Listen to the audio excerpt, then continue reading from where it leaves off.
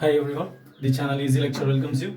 In this video, again we are going to discuss the next 50 formulae. Already we have completed up to formula number 200 in part number 4. In this part number 5, we are going to see from formula number 201 to 250.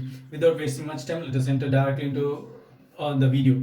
So don't forget to subscribe my channel Easy Lecture. Now let us move on to the video. So here we have started with the double sideband suppressed carrier. So double sideband suppressed carrier means upper sideband and lower sideband will be there, and the carrier will be suppressed. In amplitude modulation signal, the generic classical amplitude modulated signal, what happens, upper sideband and lower sideband is present along with the carrier, and most of the power is consumed by the carrier instead of the signal which carries the signal which has more information. So here, in order to suppress the carrier, in order to increase the efficiency, the carrier is suppressed, and that method is called as double sideband suppressed carrier. And we shall start. Formula number 201, SDSB, double sideband suppressed carrier, is equal to AM into AC divided by 2 into cos of 2 pi FC plus FM into T plus AM into AC by 2 into cos of 2 pi FC minus FM into T. Formula number 202, PUSB plus PLSB is equal to AC square into AM square divided by 8R. Formula number 203, PT, total power, is equal to PUSB plus PLSB, that is equal to AC square into AM square divided by 4R. 204, efficiency is equal to power in sideband divided by the total power, that is equal to PUSB plus PLSB divided by PT, that is equal to 100%. So maximum theoretical efficiency is 100%. Multi-tone DSB SC signal. So multi-tone means, as I mentioned, for multi-tone amplitude modulated signal, here we don't have a single message signal, we have lot of message signals. So that is multi-tone DSB SC signal. So M of T, message signal, M of T is equal to AM1 into cos of 2 pi FM1 T plus AM2 into cos of 2 pi FM2 T. Here as an example, we have considered only two message signals, and the frequency of one message signal is FM1 and another message signal is FM2, F suffix M2. Okay, double sideband signal of multitone, that is equal to AM1 into AC divided by 2 into cos of 2 by FC plus FM1 into T plus AM1 into AC by 2 into cos of 2 by FC minus FM1 into T plus AM2 into AC by 2 into cos of 2 by FC plus FM2 into T plus AM2 into AC divided by 2 into cos of 2 pi FC minus FM2 into T. So both the frequencies are added for AM1 into AC by 2. Both the frequencies are subtracted for AM1 into AC by 2. Both the frequencies are added for AM2 into AC by 2. Both the frequencies are subtracted for AM2 into AC by 2.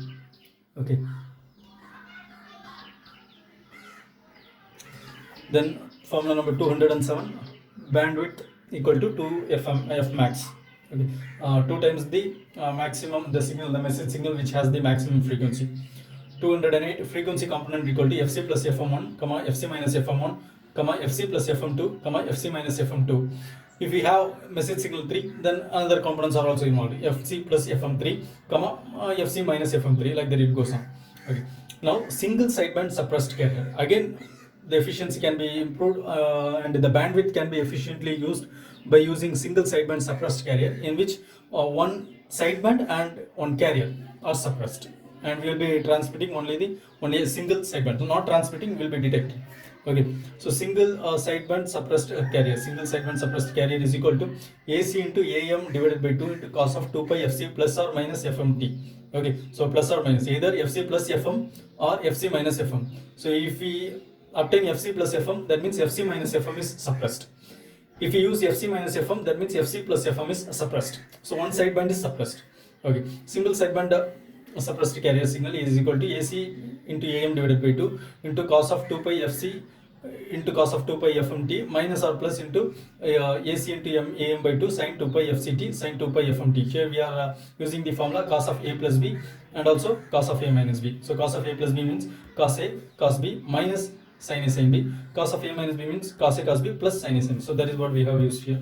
211 message signal m of t equal to am into cos of 2 pi fmt m cap of t. Okay, so here another version of message signal. So message signal is we are considering here it as a sinusoidal signal. So sinusoidal signal can be either a cosine wave or and also a sine wave. It can be either cosine wave or sine wave. So if it is a sine wave, we have this formula m cap of t is equal to am into sine 2 pi fmt. M cap of t can be considered as Hilbert transform of m of t. Single sideband suppressed carrier is equal to AC m of t divided by 2 into cos of 2 pi fct minus plus AC m cap of t divided by 2 into sine of 2 pi fct. Percentage of power saved in double sideband suppressed carrier compared to amplitude modulated signal is equal to 2 divided by 2 plus mu square. Okay, now formula number 214. Percentage of power saved in single sideband suppressed carrier compared to amplitude modulated signal is 4 plus mu square divided by 4 plus 2 mu square.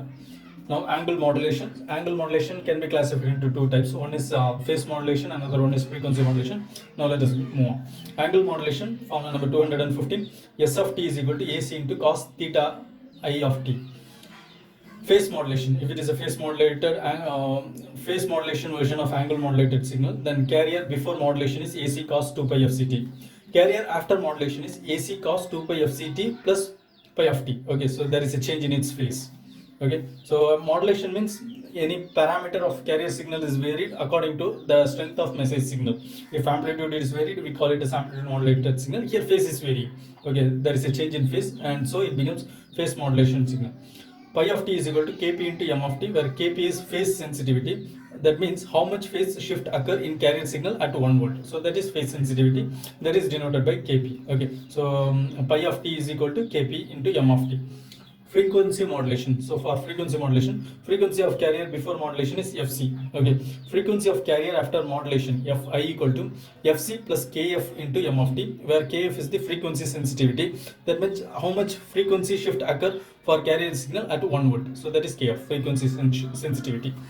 Then formula number 221. Maximum frequency of resulting FM signal, frequency modulated signal, equal to F max is equal to FC plus KF into AM. Minimum frequency F min equal to FC minus KF into AM. Then 223. Frequency deviation equal to KF into M of t. Maximum frequency deviation del F equal to KF into AM. F max is equal to FC plus del F. F min equal to FC minus del F. Total swing, that is equal to F max minus F min, that is equal to 2 del F. So these are technical things. The questions related to these technical things may be asked. What is the maximum frequency deviation? What is the frequency deviation? What is the total swing for a frequency modulation? So these kinds of questions may be asked in technical examination, and you may make use of it. Now basic electricals, and when I come across this topic, I noted this formula. When I prepared the basic electricals, I noted this formula, and so a lot of formulas or a basic formula, and the formula which we have already discussed in the previous numbers also come here. Okay, formula number 227. Q is equal to Ne. This one we have discussed already. Then 228. Q is equal to I into T.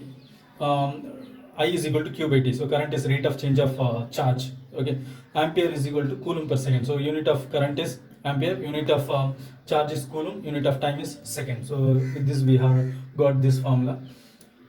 Formula number 230. V voltage is equal to work divided by charge, work done by charge. So joule per coulomb or volt. Then 231. Power is equal to work divided by time, that is equal to voltage into current, and its unit is joule per second or watt. Formula number 232. Energy E or work, W equal to Q into V, that is equal to P into T. Q charge into voltage, that is equal to power into time. Unit is joule or watt hour or electron volt. 233. Current through capacitor I is equal to C into dV by dt. Formula number 234. Voltage across inductor, V is equal to L into di by dt. Formula number 235. Energy of an inductor is equal to half into Li square. Formula number 236. Capacitance of earth is equal to 711 microfarad when radius is equal to 6400 km. When R not given, C is considered as infinity. Formula number 237. Energy of a capacitor equal to half into CV square, that is equal to half into Q square divided by C, that is equal to half into Q into V, since Q is equal to capacitance into voltage. 238. Equivalent capacitance when capacitors are connected in series is equal to 1 by C equivalent equal to 1 by C1 plus 1 by C2. Whereas for resistors, when connected in parallel, we have this count 1 by R equivalent equal to 1 by R1 plus 1 by R2. So the same thing comes in series for capacitor. Equivalent capacitance when connected in parallel, C equivalent equal to C1 plus C2. So this is the relationship between difference between equivalent resistor and equivalent capacitor calculations. Okay, and C is equal to epsilon A divided by T. So we have come across this one already. Equivalent inductance in series is equal to L equivalent equal to L1 plus L2 plus etc. So this is similar to R equivalent, resistor equivalent. Equivalent inductance when connected inductors are connected in parallel equal to 1 by L equivalent equal to 1 by L1 plus 1 by L2 plus etc. This is also similar to the resistance. Formula number 243. For AC signal, Vt voltage equal to Vm into voltage at any time instant t is equal to Vm into sin omega t plus pi. So where Vm is the maximum amplitude, Vt is equal to Vm into cos omega t plus pi. So AC is an alternate current, and the signal of alternate current is a sinusoidal signal, and sinusoidal signal can be either a sine wave or cosine wave, as I mentioned already. Vm is the peak amplitude, omega is the angular frequency in radians per second, so that is equal to 2 pi times of frequency, and pi is the phase. Formula number 244, omega into t equal to theta. Root mean square for different waveforms. The formula of root mean square is equal to, Vrms is equal to root of 1 by 2 pi integration of 0 to 2 pi V square into d omega t. Okay, so root of mean of square. So first we have to square this, then we have to find the mean, which we will be getting by dividing 2 pi. Okay, so mean means total, mean means average. So that means sum divided by number of events. Sum of all events divided by number of events. So sum of all events means here we have having the integrator. So that gives sum of all events. And number of events means for a single time period, the duration of a single time period is 2 pi. So we are dividing it by 2 pi. And since square is there, here we are squaring it. Okay, squaring, then summing, then dividing by the number of events. This gives mean and square, mean of square. Then we are finding the root. So the entire thing gives root of mean of square. Formula number 246. For sine waveform, Vrms is equal to Vm by root 2. For this one, full wave rectified signal, Vrms equal to Vm by root 2. For half wave rectified signal, Vrms is equal to Vm by 2. Then for a square wave, Vrms is equal to Vm.